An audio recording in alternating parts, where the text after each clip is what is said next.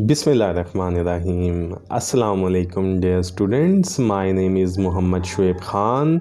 और आज की इस नशिस्त के अंदर हम डिस्कस करेंगे कि सीएसएस का एग्ज़ाम क्या है, सीएसएस का एग्ज़ाम किस तरीके से कंडक्ट किया जाता है, इसकी बुनियादी तौर पर क्या रिक्वायरमेंट्स हैं, क्या एजुकेशनल क्राइटेरिया है, क्या जो है वो एज लिमिट है, कब कब ये एग्ज़ाम कंडक्ट होता है और इसके थ्रू जो है वो आप किन किन ऑक्यूपेशनल ग्रुप्स के अंदर रिक्रूट हो सकते हैं।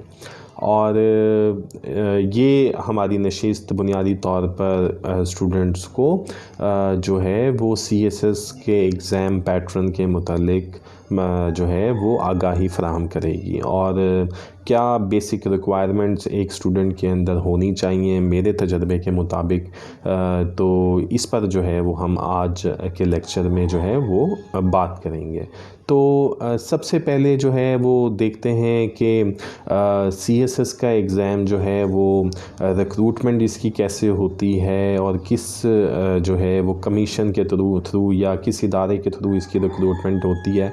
तो जैसा कि आपको सबको मालूम है कि टियर्स ऑफ गवर्नमेंट जो हैं बुनियादी तौर पर तीन किस्म की जो है वो गवर्नमेंट्स होती हैं। एक वफाकी गवर्नमेंट होती है और दूसरी जो है वो सूबाई गवर्नमेंट होती है और तीसरी जो है वो लोकल गवर्नमेंट होती है।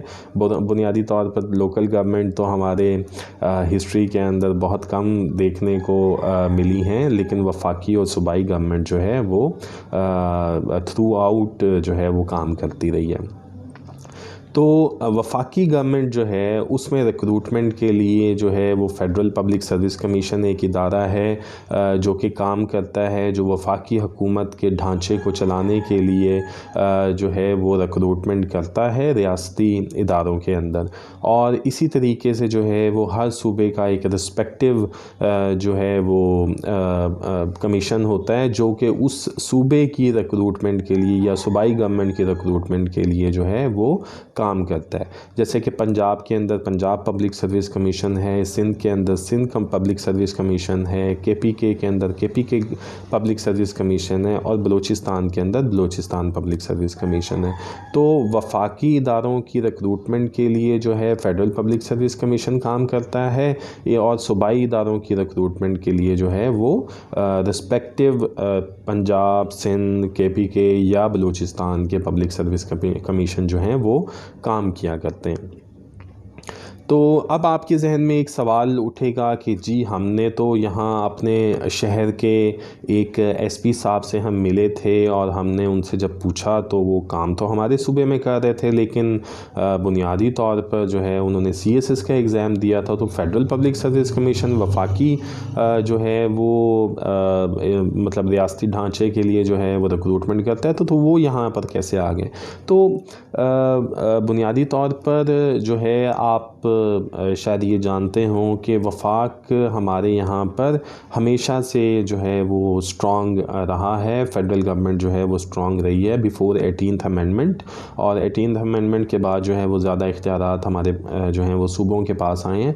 तो फ़ेडरल पब्लिक सर्विस कमीशन जो है वो बुनियादी तौर पर रिक्रूटमेंट तो वफाकी इदारों के लिए करता होता है, लेकिन जो है वो फिर अपनी खिदमात जो हैं इन इदारों से, जो वफाकी जो इदारे होते हैं वहाँ से खिदमात जो हैं वो सूबों को मुंतकिल कर देते हैं। तो अगर कोई फ़ेडरल पब्लिक सर्विस कमीशन के तहत एएसपी साहब सीएसएस का एग्ज़ाम देकर आए हैं तो फिर वो सर्व जाके बुनियादी तौर पर किसी न किसी प्रोविंस के अंदर करते होते हैं, या जो है वो इस्लामाबाद में भी कर सकते हैं सर्व।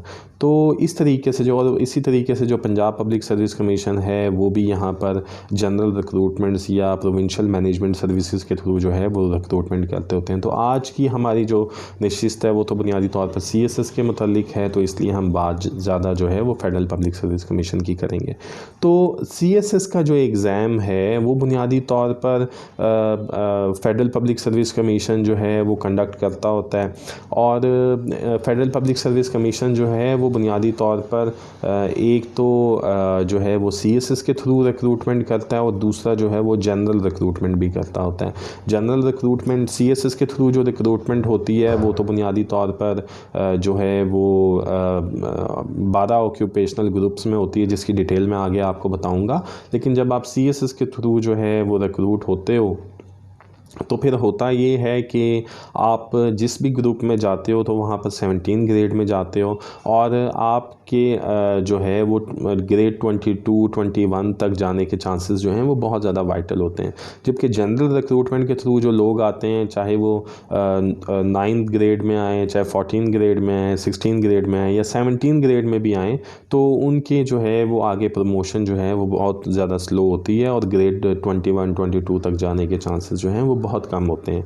इसलिए जो है वो CSS का एग्ज़ाम बुनियादी तौर पर रियासती ढांचे को ऐसे लोग फराहम करता होता है जो काबिल होते हैं, जो कि रियासती ढांचे को संभालने के लायक होते हैं।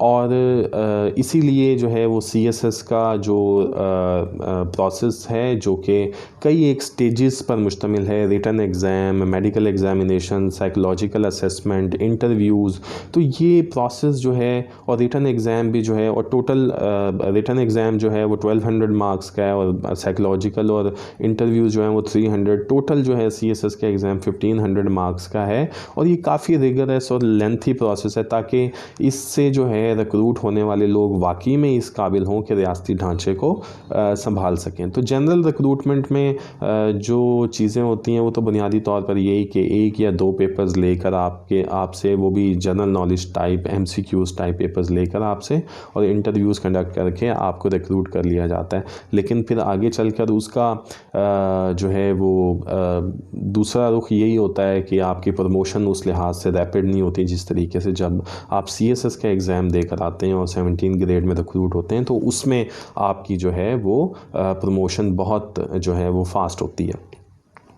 तो CSS का जो एग्ज़ाम है, पहले नंबर पर ये कम्पिटिटिव एग्ज़ाम जो है वो 12 किस्म के ऑक्यूपेशनल ग्रुप्स के लिए जो है वो कंडक्ट किया जाता है। और इनमें सबसे पहले कॉमर्स एंड ट्रेड ग्रुप है, इसके बाद फॉरेन सर्विसेज ऑफ पाकिस्तान है, जो पाकिस्तान के एम्बेसडर्स बाहर होते हैं दूसरे ममालिक में पाकिस्तान के बिहाफ पे जो है वहाँ पर काम कर रहे होते हैं, तो फॉरेन सर्विसेज ऑफ पाकिस्तान से उनका ताल्लुक़ होता है। इसके बाद इंफॉर्मेशन ग्रुप है, इनलैंड रेवेन्यू सर्विसेज हैं, military land and cantonment group है, इसके बाद ऑफिस मैनेजमेंट ग्रुप है, इसके बाद पाकिस्तान एडमिनिस्ट्रेटिव सर्विसेज है, इसके बाद Pakistan audit and account services है, police services Pakistan custom service है, इसके बाद पुलिस सर्विसेज ऑफ पाकिस्तान है, इसके बाद पोस्टल ग्रुप है और आखिर में जो है वो रेलवे ग्रुप है। तो ये 12 किस्म के ग्रुप्स हैं जिसमें आप जो है वो इनके लिए एग्ज़ाम्स देते हैं और फिर बाद में अपनी प्रायोरिटी सेट करते हैं कि पहले नंबर पर आपने किस ग्रुप में जाना है। और अगर आप जो है वो हर एक क्राइटेरिया पर पूरा उतरते हैं और वहाँ पर जगह भी मौजूद होती है आपके लिए, तो आपको उस ग्रुप के अंदर जो है वो रिक्रूट कर लिया जाता है। तो एक अलहदा से वीडियो मैं इस चीज़ पर भी बनाऊंगा कि किस ग्रुप की क्या क्वालिटीज़ हैं, क्या प्रोज हैं, क्या कॉन्स हैं, तो उसको भी जो है इंशाल्लाह लेटर ऑन आपके साथ जो है मैं शेयर करूंगा। तो इसके बाद हम आते हैं कि बुनियादी तौर पर जो कम्पिटिटिव एग्ज़ामिनेशन है वो कितनी स्टेजेस पर जो है वो मुश्तमिल है। तो पहले नंबर पर जो है वो रिटन एग्ज़ाम होता है आपका। जब आप रिटन एग्ज़ाम क्वालिफाई कर लेते हैं तो फिर मेडिकल एग्ज़ाम होता है आपका, और जब आप मेडिकल एग्ज़ाम के बाद जो है साइकोलॉजिकल असेसमेंट और फिर एंड में जो है वो इंटरव्यूज़ जो हैं वो आपके कंडक्ट होते हैं। तो टोटल जो ये एग्ज़ाम है वो 1500 मार्क्स का है। हम लेटर ऑन डिस्कस करेंगे कि इसकी आगे डिवीज़न क्या है। इसके बाद एजुकेशनल क्वालिफ़िकेशन एक स्टूडेंट की बुनियादी तौर पर क्या होनी चाहिए। तो एजुकेशनल क्वालिफ़िकेशन के लिए फ़ेडरल पब्लिक सर्विस कमीशन कहता है कि आपकी 14 इयर्स ऑफ एजुकेशन होनी चाहिए विद C ग्रेड या सेकंड डिवीज़न जो है वो आपकी डिग्री होनी चाहिए। और अगर कोई स्टूडेंट जिसकी सेकंड डिवीज़न या C ग्रेड नहीं है बैचलर्स डिग्री में, तो वो भी एग्ज़ाम दे सकता है, लेकिन उसके लिए पहले उसको मास्टर्स डिग्री करनी पड़ेगी और मास्टर्स डिग्री में कम से कम उसकी सेकंड डिवीज़न या सी ग्रेड की डिग्री जो है वो होनी चाहिए। और अगर आपने किसी बाहर के मुल्क से कोई डिग्री हासिल की है तो आप यहाँ पाकिस्तान में आते हैं, और अगर आपकी डिग्री को Higher Education Commission of Pakistan आपको सर्टिफिकेट देता है कि आपकी डिग्री जो आपने किसी और मुल्क से हासिल की है वो पाकिस्तान में बैचलर्स डिग्री के इक्वलेंट है, तब भी आप ये एग्ज़ाम जो है वो दे सकते हैं, तब भी आप एजुकेशनल क्राइटेरिया पर पूरा उतर सकते हैं। इसके बाद हम देखते हैं जी नेशनैलिटी बुनियादी तौर पर जो है वो आपकी क्या होनी चाहिए। नेशनैलिटी आपकी पाकिस्तान की होनी चाहिए या आज़ाद जम्मू एंड कश्मीर से आपका ताल्लुक़ हो, पाकिस्तान के किसी भी सूबे में रहते हो आप या फिर आज़ाद जम्मू एंड कश्मीर में रहते हो, तब आप पाकिस्तान के अंदर जो है वो CSS का एग्ज़ाम देने के लिए एलिजिबल होते हैं। और अगर आपने एक और कंडीशन भी फेडरल पब्लिक सर्विस कमीशन कहता है कि अगर आपने किसी दूसरे मुल्क की जो है वो ख़ातून से या किसी मर्द से जो है वो आपने शादी की हुई है, तो फिर भी जो है वो आप एग्ज़ाम देने के लिए जो है वो अहल तब होंगे जब आपको गवर्नमेंट ऑफ पाकिस्तान एक सर्टिफिकेट जारी कर देगी कि ठीक है जी, अगर आप एक फ़ॉरेन नेशनल से शादी की हुई है आपने और तो हमारे उस मुल्क के साथ ताल्लुकात हैं, तो हम जो है हमें इस चीज़ पर कोई एतराज़ नहीं है। अदरवाइज़ अगर गवर्नमेंट ऑफ पाकिस्तान आपको वो सर्टिफिकेट इशू नहीं करती, तब आप जो है किसी फ़ॉरेन नेशनल के साथ अगर शादीशुदा हैं तो देन आप एलिजिबल नहीं होंगे इस एग्ज़ाम को देने के लिए। तो इसके बाद जो है हम देखते हैं कि डोमिसाइल आपका कहाँ होना चाहिए। डोमिसाइल किसी भी जो है वो आपके मतलब पाकिस्तान के सूबे से आपका ताल्लुक़ है तो वहाँ का आपका डोमिसाइल भी होना चाहिए, और अगर इस्लामाबाद से आपका ताल्लुक़ है तो इस्लामाबाद का जो है वो डोमिसाइल आपका होगा। लेकिन जो है अगर आपकी जब रिक्रूटमेंट होगी तब आपको उसी डोमिसाइल के एतबार से उस प्रोविंस में जो सीटों की एलोकेशन होगी उस लिहाज से आपको रिक्रूट किया जाएगा, क्योंकि हमारे यहाँ जो है वो कोटा सिस्टम अभी तक राइज है जिसके अंदर पंजाब के पास 50% सीट्स हैं और दूसरे प्रोविंसेस के पास उन्हीं की पॉपुलेशन के हिसाब से जो है वो सीट्स उनको दी गई हैं। तो इस लिहाज से ही जो है वो अगर आपका किसी भी प्रोविंस से ताल्लुक़ है तो अगर टोटल 300 सीट्स आई हैं तो 150 सीट्स जो हैं वो पंजाब की होंगी, तो पंजाब की 150 सीट्स में से आपको हिस्सा मिलेगा, ना कि किसी और प्रोविंस में अगर सीटें खाली रह गई हैं तो वो खाली ही चली जाएंगी। उसके लिए जो है वो फिर आपको जो है वो एलिजिबल करार नहीं दिया जाएगा। तो इसके बाद हम देखते हैं कि एडवर्टीज़मेंट कब आती है। कमीशन बुनियादी तौर पर जब भी मुनासिब समझता है तो मुख्तलिफ़ किस्म के न्यूज़पेपर्स में जो है वो एडवर्टीज़मेंट करता है। ये एग्ज़ाम हर साल कंडक्ट किया जाता है और आजकल नॉर्मली इसकी एडवर्टीज़मेंट जो है वो अक्टूबर के महीने में, अक्टूबर के मिड में जो है तक जो है वो इसकी एडवर्टीज़मेंट आ जाती होती है। तो इसके बाद हम देखते हैं कि centre for examination, written examination जो है उसके सेंटर्स कहाँ कहाँ बनते हैं। तो रिटन जो एग्ज़ाम है उसके सेंटर्स जो हैं मुख्तलिफ़ बड़े बड़े शहरों में बनते हैं, जैसा कि एबटाबाद, बहावलपुर, डेरा गाजी खान, DI खान, फैसलाबाद, गिलगित, गुजरांवाला, हैदराबाद, इस्लामाबाद, कराची, लाहौर, लाड़काना, मुल्तान, मुज़फ़्फ़राबाद, पेशावर, कोयटा, रावलपिंडी, सरगोदा, सक्खर और भी किसी प्लेस पर कमीशन जो है वो इसका सेंटर बना सकता है। लेकिन उसके लिए कमीशन देखता है कि जी कैंडिडेट्स बुनियादी तौर पर कितने यहाँ पर जो है वो हैं कि जिनके लिए हमने यहाँ पर सेंटर बनाना है। तो इसके बाद हम देखते हैं सेंटर फॉर इंटरव्यूज़ बुनियादी तौर पर इस्लामाबाद में इंटरव्यूज़ कंडक्ट किए जाते हैं, कराची में इंटरव्यूज़ कंडक्ट किए जाते हैं जब आप रिटन एग्ज़ाम पास कर लेते हैं। इसके बाद लाहौर, मुल्तान, पेशावर और कोयटा में भी जो है ये इंटरव्यूज़ जो हैं वो कंडक्ट किए जाते हैं रिटन क्वालिफायर्स के। तो इसके बाद जो एज लिमिट है वो बुनियादी तौर पर एज लिमिट जो है वो आप 21 साल से कम नहीं हो और 30 साल से आपकी उम्र जो है वो ज़्यादा नहीं होनी चाहिए। यानी कि 21 साल से पहले आप ये एग्ज़ाम नहीं दे सकते। 21 साल की जब आपकी उम्र होगी तब आप ये एग्ज़ाम देंगे और उसके बाद 30 साल की उम्र तक आप ये एग्ज़ाम दे सकते हैं। और इसके लिए जो है वो 3 आपके पास चांसेस होते हैं कि 3 दफ़ा आप इस एग्ज़ाम के अंदर वो अपीयर हो सकते हैं। एज लिमिट के अंदर जो है वो चंद एक लोगों को फेडरल पब्लिक सर्विस कमीशन ने रिलैक्सेशन भी दी है, और ये रिलैक्सेशन बुनियादी तौर पर 2 ईयर्स की है, वो भी अपर एज लिमिट में, लोअर एज लिमिट में नहीं। यानी कि 21 साल से कम तो आप किसी सूरत ये एग्ज़ाम नहीं दे सकते। हाँ, लेकिन अगर आप चंद एक स्पेसिफ़िक जो है वो लोगों में शामिल हैं जिनको कमीशन ने 30 साल से ज़्यादा भी जो है वो एज में रिलैक्सेशन देने का इरादा किया है, तो 30 साल से ज़्यादा आप यानी कि 32 साल तक आप अगर उन स्पेसिफ़िक लोगों में शामिल हैं तब आप जो है ये एग्ज़ाम दे सकते हैं। तो पहले नंबर पर जो है वो आपका ताल्लुक़ अगर शेड्यूल कास्ट या बुद्धिस्ट कम्युनिटी से है, और फिर आप बलूचिस्तान, आज़ाद कश्मीर या गिलगित बल्तिस्तान के इलाकों से आपका ताल्लुक़ है, और या फिर आप जो है वो स्पेशल पर्सन है यानी कि डिसेबल पर्सन है, और इसके बाद या फिर आप गवर्नमेंट सर्वेंट हैं। तो शेड्यूल कास्ट, बुद्धिस्ट कम्युनिटी या बलूचिस्तान, आज़ाद कश्मीर और गिलगित बल्तिस्तान से अगर आपका ताल्लुक़ है तो आपके इलाके का जो है कमिश्नर वो आपको एक लेटर जारी करेगा कि आप इस इलाके से हैं, तो आप वो लेटर शो करके फेडरल पब्लिक सर्विस कमीशन को एज लिमिट में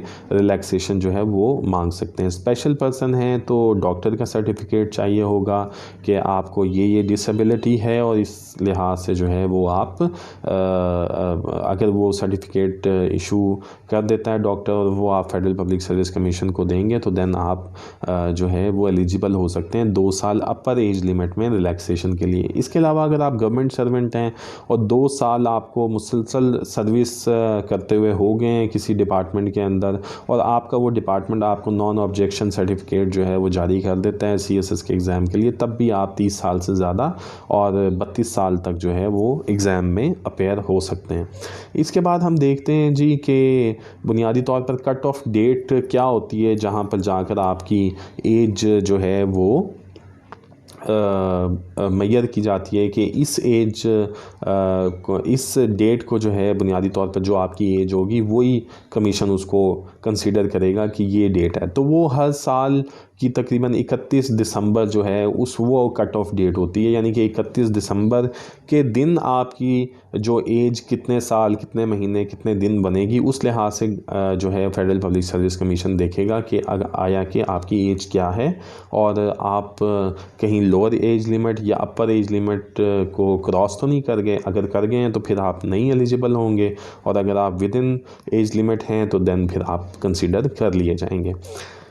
इसके बाद हम देखते हैं मार्क्स की डिवीज़न क्या है। मार्क्स की डिवीज़न बुनियादी तौर पर रिटन एग्ज़ाम 1200 मार्क्स का है, जिसमें 600 मार्क्स के कंपलसरी सब्जेक्ट्स हैं और 600 मार्क्स के ही ऑप्शनल सब्जेक्ट्स हैं। इसके बाद 300 मार्क्स का साइकोलॉजिकल और इंटरव्यूज़ होते हैं। तो बुनियादी तौर पर कंपलसरी पहले तो आपने रिटन एग्ज़ाम पास करना होता है, तो दैट कंपलसरी सब्जेक्ट्स या ऑप्शनल सब्जेक्ट्स, इसका आगे जाकर मैं तस्करा करता हूँ कि ये किस तरीके से है। तो आगे चलते हैं, देखते हैं कि जी आगे जो है हमें क्या मिलता है। तो कंपलसरी सब्जेक्ट्स जो हैं वो बुनियादी तौर पर उसी तरीके से हैं जिस तरीके से आपके FSC में होते हैं या आपके जो है BA BSc में होते हैं। तो FSC के अंदर अगर आप देखते हैं तो अगर जो है इंटरमीडिएट के लिए आप देखते हैं कि कंपलसरी सब्जेक्ट सबके सेम होते हैं। तो कंपलसरी सब्जेक्ट्स जो हैं वो यानी कि आप देखेंगे कि अगर आप में से कोई प्री मेडिकल कर रहा है या प्री इंजीनियरिंग कर रहा है या ICOM कर रहा है तो उसके लिए इंग्लिश सेम होगी, मुताला पाकिस्तान सेम होगा, इस्लामियात सेम होगी, तो ये चीज़ें सेम होंगी। लेकिन अगर आपके ऑप्शनल्स जो हैं वो डिफरेंट हैं, यानी कि आपने मैथ रखा हुआ है फिज़िक्स केमिस्ट्री के साथ, तो आप प्री इंजीनियरिंग ग्रुप के होंगे। अगर आपने बायो रख लिया तो आप प्री मेडिकल के होंगे। तो इसी तरीके से यहाँ पर भी कंपलसरी सब्जेक्ट सब लोगों के लिए सेम है, जिनमें सबसे पहले 100 मार्क्स का इंग्लिश एस्से है, फिर 100 मार्क्स की इंग्लिश प्रेजेंट कंपोजिशन है, 100 मार्क्स का करंट अफेयर्स है, 100 मार्क्स का पाकिस्तान अफेयर्स है, 100 मार्क्स का everyday science and general ability है, और 100 मार्क्स की जो है वो इस्लामियात है। तो ये 600 नंबर जो है ये तो सबके लिए सेम है, और इनके लिए जो है वो मैंने अलहदा से वीडियोस बनाई हुई हैं कि इंग्लिश प्रेजेंट कंपोजिशन को का सिलेबस क्या है, पेपर्स किस तरीके से आते हैं, किस तरीके से जो है वो क्वेश्चन पूछे जाते हैं, आपको इस पेपर को टैकल करने का क्या जो है वो तरीका है। इसी इसी तरीके से करंट अफेयर्स पर भी मेरी वीडियो है, पाकिस्तान अफेयर्स पर भी है वीडियो, तो वो वीडियोज़ जो हैं वो आप अलहदा से भी देख सकते हैं। इसके बाद हम ऑप्शनल जो है सब्जेक्ट्स पर आते हैं। तो ऑप्शनल सब्जेक्ट्स के लिए एक 45 सब्जेक्ट्स की एक लिस्ट दी हुई है जिसमें 45 सब्जेक्ट्स हैं, और आपने उस लिस्ट को देख लेना है, और उस लिस्ट में जो है उनकी कंडीशंस को देखते हुए, यानी कि उनको जो है वो 7 ग्रुप्स में उन 45 सब्जेक्ट्स को जो है वो डिवाइड किया गया है, और उन कंडीशंस को देखते हुए आपने 600 मार्क्स के ऑप्शनल सब्जेक्ट्स अपने मुताबिक जो है वो उसमें से चूज़ कर लेने हैं। मैं आगे चल के बताऊंगा कि ऑप्शनल सब्जेक्ट्स को बुनियादी तौर पर सेलेक्ट करने का जो है वो क्या तरीका कार है, वो हम आगे चल के जो है वो डिस्कस करते हैं। अभी हम इस पर जो है वो बुनियादी तौर पर बात करेंगे कि क्वालिफाइंग मार्क्स क्या होते हैं रिटन एग्ज़ाम के लिए। रिटन एग्ज़ाम को क्वालिफाई करने के लिए क्या क्वालिफाइंग जो है वो मार्क्स हैं। तो आपके हर जो है वो कंपलसरी सब्जेक्ट्स के अंदर 40% मार्क्स होने चाहिए। ऑप्शनल सब्जेक्ट्स के अंदर जो है वो आपके जो है वो 33% मार्क्स होने चाहिए, और ओवरऑल आपके जो है वो 50% जो है मार्क्स होने चाहिए, तब आप रिटन एग्ज़ाम क्वालिफाई करेंगे और साइकोलॉजिकल और वाइवा के लिए कंसीडर किए जाएंगे। मैं आपको इसकी एक मिसाल दे देता हूँ कि जी आपके मिसाल के तौर पर इंग्लिश एस्से में जो है वो 40% यानी कि 40 नंबर होने चाहिए, इंग्लिश प्रेसी एंड कंपोजिशन में 40 होने चाहिए। इसी तरीके से हर एक कंपलसरी सब्जेक्ट के अंदर जो है वो आपके 40 मार्क्स होने चाहिए। लेकिन जो कंपलसरी सब्जेक्ट में English precis and composition, English essay और इस्लामियात के अलावा सब्जेक्ट्स हैं, यानी कि पाकिस्तान अफेयर्स, करंट अफेयर्स और everyday science and general ability, इन तीनों सब्जेक्ट्स को कमीशन कहता है कि ये एक ही सब्जेक्ट है, और हम 300 में से जो है वो 40% जो है वो मार्क्स हम देखेंगे कि अगर 300 के लिए एग्रीगेट, इन सब्जेक्ट के लिए एग्रीगेट 120 मार्क्स आ जाते हैं तो हमें कोई एतराज़ नहीं है। बेशक वो आप जनरल साइंस एंड एबिलिटी में 90 मार्क्स ले जाएं और 30 मार्क्स या 20 मार्क्स जो है वो आप जो है वो करंट अफेयर्स में ले लें, और 10 मार्क्स आप पाकिस्तान अफेयर्स में, तब भी आप क्वालिफाई कर जाएंगे। लेकिन इंग्लिश प्रेसी एंड कंपोजिशन में, इंग्लिश एस्से में, इस्लामियात में आपके हर 100 मार्क्स में से 40 मार्क्स होने चाहिए, तो तब जाकर आप जो है वो 40% क्राइटेरिया कंपलसरी का जो है वो फुलफ़िल करोगे। इसी तरीके से जो ऑप्शनल सब्जेक्ट्स हैं उसमें 33% मार्क्स होने चाहिए। तो कंपलसरी सब्जेक्ट्स में 40% और ऑप्शनल सब्जेक्ट्स में 33%। अब हर 100 नंबर का जो ऑप्शनल सब्जेक्ट्स होगा उसमें 33 नंबर आपके लाजमी होने चाहिए। लेकिन अगर वो 200 नंबर का है, यानी कि 100 नंबर के उसमें 2 पेपर्स हैं, तब आपके ओवरऑल 66% होने चाहिए। तो अगर आप, जैसा कि पॉलिटिकल साइंस का है, तो पेपर 1 में अगर आप जो है वो 60 मार्क्स ले लेते हैं और पेपर 2 में अगर आप 20 मार्क्स भी हैं, तब भी आपके 66 से आपके जो है मार्क्स ज़्यादा हैं, यानी कि 33% से आपके मार्क्स ज़्यादा हैं, तो आप जो है वो एग्ज़ाम पास, ये वो पेपर पास कर जाओगे। ओवरऑल आपके 50% जो है वो मार्क्स होने चाहिए, यानी कि अगर जो है वो 1200 नंबर का एग्ज़ाम है, रिटन एग्ज़ाम, तो कम से कम ओवरऑल आपके जो है वो 600 नंबर होने चाहिए, तब आप रिटन एग्ज़ाम क्वालिफाई करेंगे और साइकोलॉजिकल और इंटरव्यूज़ के लिए जो है वो आप क्वालिफाई करेंगे। तो इस तरीके से जो है वो चीज़ें जो है इसके अंदर चलती होती हैं। इसके बाद हम देखते हैं कि मेडिकल एग्ज़ामिनेशन, एक दफ़ा जगह अगर आप जो है वो आप क्वालिफ़ाई कर लेते हैं रिटन एग्ज़ाम, इसके बाद जो है वो आपका मेडिकल एग्ज़ाम होता है कि आप जो है वो एक मेंटली और फिज़िकली एक आपके अंदर कोई ख़राबी तो नहीं है कि जो आगे जाकर आपको आपकी ड्यूटीज़ मतलब फुलफ़िल करने के अंदर जो है कोई हर्डल तो नहीं क्रिएट करेगी। और एक दफ़ा अगर आपका मेडिकल एग्ज़ामिनेशन जो है उस क्राइटेरिया पर आप पूरा उतर आते हैं, फिर आपको जो है वो आगे चलकर साइकोलॉजिकल और इंटरव्यूज़ के लिए जो है वो बुलाया जाता है, और उसको भी करने के बाद जो है वो आप रिक्रूट हो जाते हैं। मेडिकल एग्ज़ामिनेशन के बाद साइकोलॉजिकल असेसमेंट होती है। साइकोलॉजिकल असेसमेंट के अंदर जो है मुख्तलिफ़ किस्म के ग्रुप टास्क, ग्रुप डिस्कशंस जो हैं, और रिटन जो है वो साइकोलॉजिकल असेसमेंट टेस्ट होते हैं, ताकि आपकी मेंटल एबिलिटी को जो है वो जज किया जा सके कि अगर आपको फ़लाँ ग्रुप के अंदर हम भेजते हैं तो वहाँ पर उस लिहाज से आप उसकी रिक्वायरमेंट्स को जो हैं वो आप पूरा कर सकें।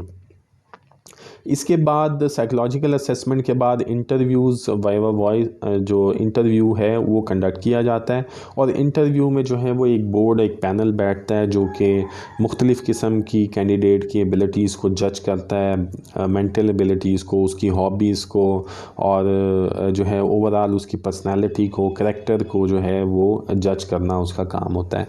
तो ये 3 स्टेजेस हैं जिसके अंदर ये एग्ज़ाम जो है बुनियादी तौर पर कंडक्ट किया जाता है। इसके बाद हम देखते हैं कि अब हम आते हैं कि इसकी टेक्निक क्या है, कि कंपलसरी सब्जेक्ट तो बुनियादी तौर पर आपका वही होगा जो है आपका, और ऑप्शनल सब्जेक्ट्स को जो है, जो कि मैंने आपको बताया था कि 45 सब्जेक्ट हैं और 7 ग्रुप में डिवाइड हैं, उनकी डिवीज़न है। इसको हमने सेलेक्ट जो है किसी भी ऑप्शनल सब्जेक्ट को करते वक्त हमने किन किन चीज़ों को अपने जहन में रखना है। तो पहले नंबर पर जो है वो स्कोरिंग ट्रेंड जो है वो एक फेडरल पब्लिक सर्विस कमीशन के थ्रू कंडक्ट किए जाने वाले CSS के एग्ज़ाम की एक हकीकत है कि चंद एक सब्जेक्ट्स होते हैं वो 1-2 सालों में बहुत अच्छे मार्क्स दे रहे होते हैं ओवरऑल जब आप रिज़ल्ट्स देखते हैं, और फिर उसके बाद पता लगता है कि ये सब्जेक्ट तो मार खाना इसमें शुरू हो गई है और मतलब अच्छे नंबर नहीं आ रहे।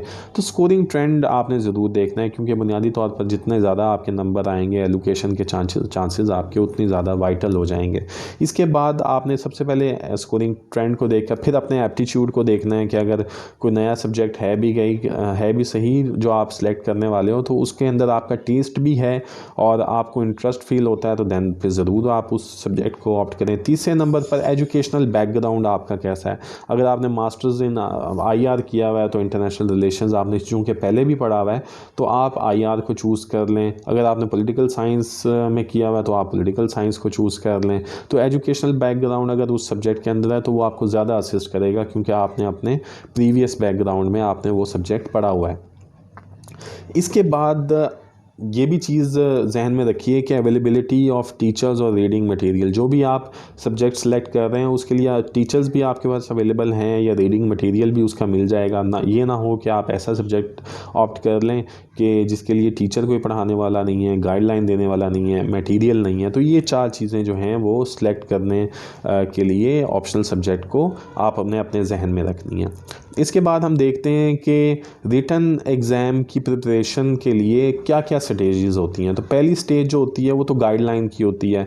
उसके लिए आप या तो किसी एकेडमी में जाते हैं या फिर किसी इंडिविजुअल के पास जाते हैं कि जी मुझे जो है इसके लिए आप गाइड कर दें, और एकेडमी या इंडिविजुअल जो आपको बताता है आप की एक स्ट्रेटजी आपको मुतय्यन करता है कि इस तरीके से आप ये एग्ज़ाम देंगे। दूसरे नंबर पर रीडिंग मटेरियल को आप जो है वो जमा करते हैं और उसको पढ़ते हैं। तीसरे नंबर पर आप अपने नोट्स बनाते हैं, क्योंकि एक सब्जेक्ट को कवर करने के लिए कम से कम आपको 5 से 6 किताबों को पढ़ना पड़ता है। फिर आप उन किताबों को जो है उनके नोट्स, शॉर्ट नोट्स अपने पास बना लेते हैं, जो कि नोट्स बनाने का तरीका मैं अभी आपको बताऊंगा।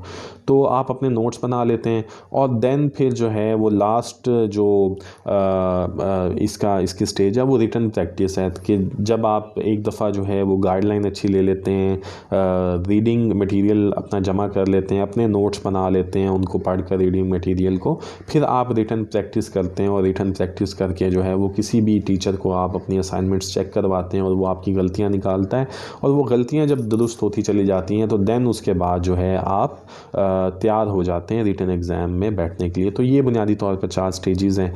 इसके बाद हम देखते हैं कि प्रिपरेशन स्कीम क्या है, कि किस तरीके से एग्ज़ाम जो है वो आप प्रिपेयर कर सकते हैं।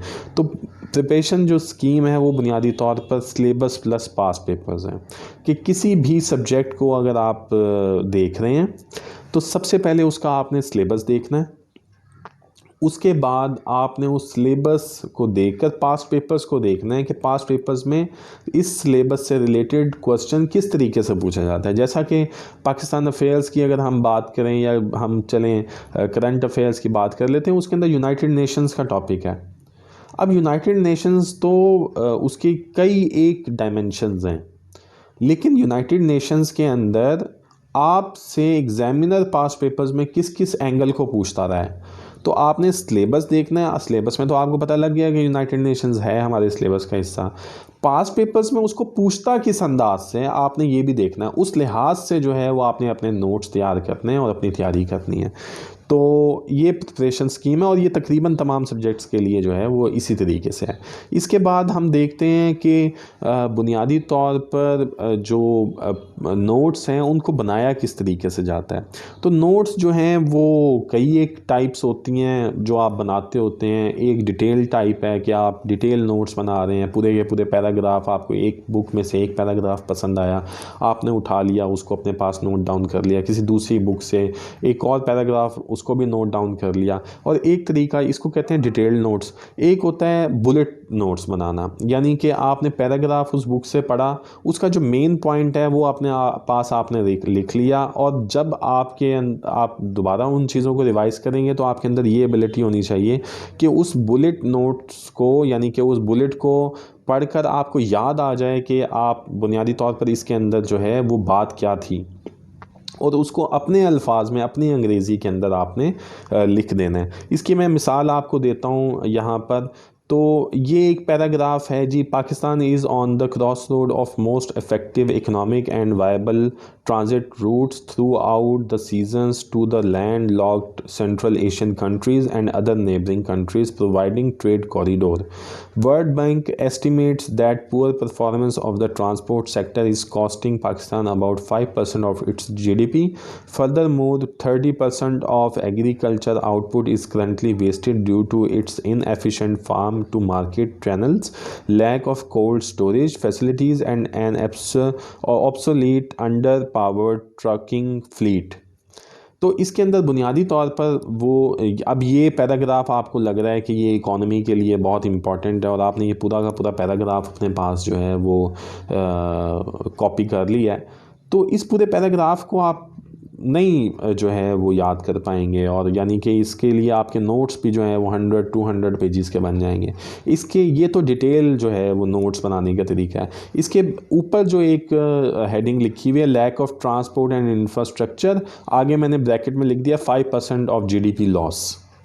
तो ये एक बुलेट नोट्स की शक्ल में आपके पास कि भाई जो ट्रांसपोर्ट और इंफ्रास्ट्रक्चर की जो है वो उसका लैक है यहाँ पर, उसकी कमी है यहाँ पर, वो 5% पूरे GDP को जो है लॉस कर रहा है। तो आपको ये बुलेट देखकर ख़ुद याद आ जाए और आप इसको ख़ुद अपने अल्फाज में लिख दो। तो ये एबिलिटी जो है वो आपके अंदर होनी चाहिए, और बुलेट नोट्स ही जो है वो आखिरी दिन काम आते हैं, क्योंकि जब आपका एग्ज़ाम होता है तो एक दिन में 2 पेपर्स हो रहे होते हैं, और मिनिमम एक पेपर जो 100 मार्क्स का होता है उसको रिवाइज़ करने के लिए आपके पास 3 से 4 घंटे होते हैं। तो उन 3 से 4 घंटे के अंदर बुनियादी तौर पर जब तक आपके पास बुलेट नोट्स नहीं होंगे तो आप उनको नहीं कर पाएंगे। तो अपने जो नोट्स आपने बनाने हैं वो बुलेट्स नोट्स जो है वो बनाने चाहिए। इसके बाद मैं एक बात कहता हूँ कि स्टूडेंट जो है वो CSS का वो बहुत मेरे ख़्याल से इस लिहाज से विजिलेंट होना चाहिए। मैं एक रिक्वायरमेंट जो है वो स्टूडेंट के अंदर मैं कहता हूँ ज़रूर होनी चाहिए कि वो विजिलेंट हों। बहुत सी एकेडमीज़, बहुत से टीचर्स जो हैं वो CSS की तैयारी करवा रहे हैं, लेकिन जो स्टूडेंट है उसकी क्या रिक्वायरमेंट है वो हर इंडिविजुअल, हर पर्सन टू पर्सन वेरी करेगी। इसलिए स्टूडेंट को ख़ुद विजिलेंट होना चाहिए। मिसाल के तौर पर मैं एक बात कहता हूँ कि अगर एक स्टूडेंट है जिसकी ग्रामर अच्छी है, वो इंग्लिश की एक असाइनमेंट जो है वो फ्लॉलेस इंग्लिश में लिख सकता है, तो उसको किसी भी ग्रामर के टीचर को ज्वाइन करने की ज़रूरत नहीं है। ग्रामर अगर किसी बच्चे की वीक है तो फिर वो ग्रामर के टीचर के पास जाए पहले, और फिर बाद में इंग्लिश प्रेसिएंट कंपोजिशन यानी कि प्रेसी, कॉम्प्रिहेंशन, ट्रांसलेशन की प्रैक्टिस करें। लेकिन अगर किसी की इंग्लिश ग्रामर ठीक है तो वो उस बच्चे से 6 महीने आगे है जिसकी इंग्लिश ग्रामर ठीक नहीं है, और वो कोई असाइनमेंट फ्लॉलेस इंग्लिश के तहत जो है वो नहीं लिख सकता। तो इस लिहाज से हर एक स्टूडेंट को बहुत विजिलेंट होने की ज़रूरत है कि बुनियादी तौर पर मुझे क्या रिक्वायर है, आपको क्या रिक्वायर है। आपको जो चीज़ रिक्वायर है आपने वही चीज़ जो है वो उसी टीचर के पास आपने जाना है, उसी एकेडमी में आपने जाना है। मिसाल मैंने आपके सामने इसकी मिसाल रखी है। अगर आपके पाकिस्तान अफेयर्स पर आपकी बहुत अच्छी कमांड है तो आपको उसको पढ़ने की ज़रूरत नहीं है, उस पर अपना टाइम वेस्ट करने की ज़रूरत नहीं है। आपको करंट अफेयर्स की समझ है, आपको ज़रूरत नहीं है कि किसी करंट अफेयर्स के टीचर को आप ज्वाइन करें। आपको पॉलिटिकल साइंस, आपने सिलेबस पढ़ लिया, आपने पास्ट पेपर्स देख लिए, उनको देख कर आपने कहा कि इसको मैं खुद टैकल कर लूँगा, तो आपको किसी टीचर के पास जाने की ज़रूरत नहीं है। CSS की जो क्लास होती है वो बुनियादी तौर पर मुख्तलिफ़ बैकग्राउंड से आए हुए लोगों का मजमा होती है। अब किसी ने लम्ब से अगर पॉलिटिकल साइंस में मास्टर्स किया हुआ है तो CSS की पॉलिटिकल साइंस की क्लास के अंदर उसको चीज़ों की पहले से ही बहुत ज़्यादा समझ होगी।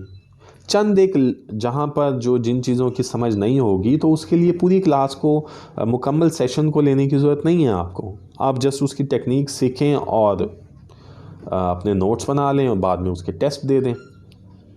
और अगर आप ये मतलब समझते हैं, और इसके साथ साथ मैं ये कहता हूँ कि आपको टीचर के मामले में भी बहुत विजिलेंट होने की ज़रूरत है। तैयारी का क्राइटेरिया जो है वो मैंने आपको पहले ही बता दिया है कि तैयारी का क्राइटेरिया तो यही है कि आप पहले सिलेबस देखते हैं, पास्ट पेपर्स देखते हैं, और जब आप पास्ट पेपर्स जो है वो देख लेते हैं तो उसके मुताबिक अपने नोट्स बनाते हैं, और नोट्स बनाकर जो है वो आप तैयारी कर लेते हैं, फिर रिटन प्रैक्टिस करते हैं। तो आपको टीचर के मुतल्लिक भी बहुत विजिलेंट होने की ज़रूरत है। आप किसी भी टीचर के पास गए हुए हैं, किसी भी आप एकेडमी में गए हुए हैं, तो बुनियादी तौर पर सबसे पहले ये देखें कि ये टीचर जब हमें आके पढ़ा रहे हैं तो जो भी टॉपिक इन्होंने हमें पढ़ाया है वो सिलेबस से रिलेटेड है, पास्ट पेपर्स में इसी तरीके से पूछा जाता है, और अगर पास्ट पेपर्स में चंद एक एंगल्स ऐसे हैं जो कि टीचर ने नहीं समझाए तो आपको उनसे पूछने की ज़रूरत है।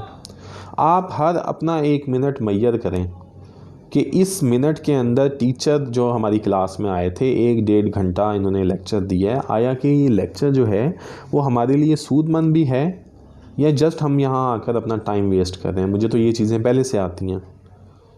तो अपना टाइम आप लोगों ने नहीं वेस्ट करना, उस टीचर को ज्वाइन करना है जिसकी आपको समझ लगती हो, और जिसको आप एवेल्यूएट ख़ुद से भी कर सकें कि हाँ हमारी तैयारी जो है वो इस लिहाज से बेहतर हो रही है। मैं आपको इंग्लिश प्रेसिडेंट कंपोजिशन की मिसाल देता हूँ, तो उसके लिए सबसे पहली रिक्वायरमेंट तो यही है कि आप फ्लॉलेस इंग्लिश लिख सकें। अगर आप फ्लॉलेस इंग्लिश नहीं लिख सकते फिर आप एक ग्रामर के टीचर को ज्वाइन करें, और अगर आप फ्लॉलेस इंग्लिश लिख सकते हैं तो ग्रामर के टीचर को ज्वाइन करने की ज़रूरत नहीं है। आप सिर्फ प्रेसी की प्रैक्टिस करें, कॉम्प्रीहेंशन की प्रैक्टिस करें, ट्रांसलेशन की प्रैक्टिस करें, पंक्चुएशन, एक्टिवाइज पैसिवाइज के रूल्स खुद से सीख लें। आपको सिर्फ और सिर्फ जो है प्रैक्टिस के लिए और चेकिंग के लिए टीचर के पास जाने की ज़रूरत है। तो इस लिहाज से मैं ये कहता हूँ कि CSS के स्टूडेंट के अंदर एक क्वालिटी तो ज़रूर होनी चाहिए कि वो विजिलेंट हो कि क्या मेरे हक़ में अच्छा है, क्या मेरे हक़ में बुरा है। इसके बाद अपनी इवैल्यूएशन आप ख़ुद करें, क्या बुनियादी तौर पर जो है मेरे घर के हालात, मेरे इकनॉमिक, मेरे सोशल जो है पैरामीटर्स ऐसे हैं कि मैं इसकी तैयारी के लिए जो मुझे एक अरसा दरकार है, 8 महीने, 1 साल या 1.5 साल मुझे रिक्वायर है या 6 महीने रिक्वायर है, मैं उसको सस्टेन कर पाऊँगा? मेरे इकनॉमिक और सोशल जो सर्कमस्टांसेस हैं वो मुझे इस चीज़ की इजाज़त देते हैं? अगर देते हैं तो देन आप वेल एंड गुड, आप ज़रूर जो है वो इस एग्ज़ाम के अंदर आएँ और ये एग्ज़ाम दें और पूरी मेहनत के साथ दें। तो इस लिहाज से जो है वो स्टूडेंट को बहुत विजिलेंट होने की ज़रूरत है। मैं हमेशा ये चीज़ जो है वो स्टूडेंट्स के अंदर रिक्वायर करता हूँ। तो आज की इस नशिस्त के अंदर मैं उम्मीद करता हूँ कि आपको बहुत सी बातें जो है वो क्लियर हो गई होंगी। अभी भी फिर भी कोई क्वेश्चन है तो आप वीडियो की कमेंट में जो है वो मुझसे पूछ सकते हैं, मैं उसका इंशाल्लाह आंसर करूँगा। तो आज के लिए जो है वो इतना ही। इंशाल्लाह ताला नेक्स्ट वीडियो के साथ फिर हम मिलेंगे, और तब तक के लिए अपना और अपने वालिदैन का जो है बहुत ख्याल रखिए। Thank you very much. We call it a day.